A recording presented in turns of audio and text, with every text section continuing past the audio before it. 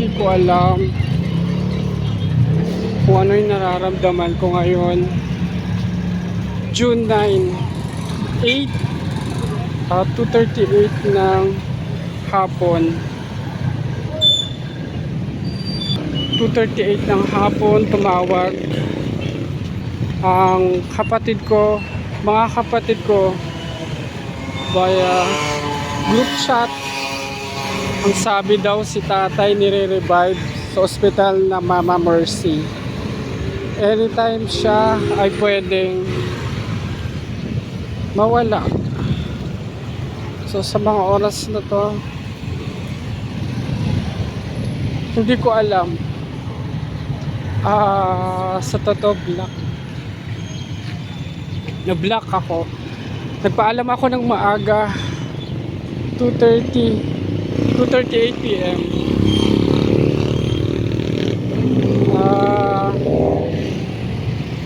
Hindi ko alam. Basta sa ngayon naluha ako.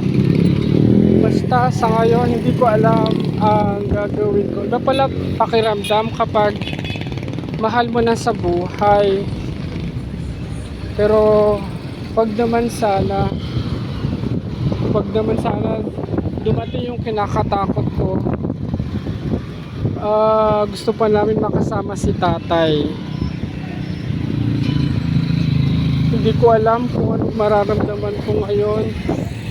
Hindi ko alam kung ano gagawin ko ngayon.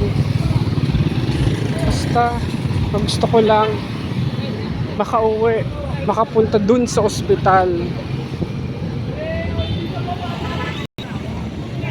Tumawag yung aking asawa mga 5 minutes ago mula nang lumabas ako dito sa ospital. Ang sabi sa kanya ni Ate B, sabi ng doktor anytime daw. Hindi ko alam.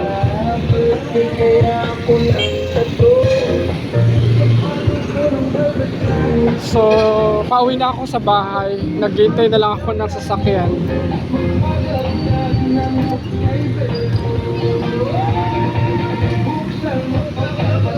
Masayang buhay, mga kasuki. 3 wonderful years of quality and great value. We would like to say a big thank you. So pasakay na.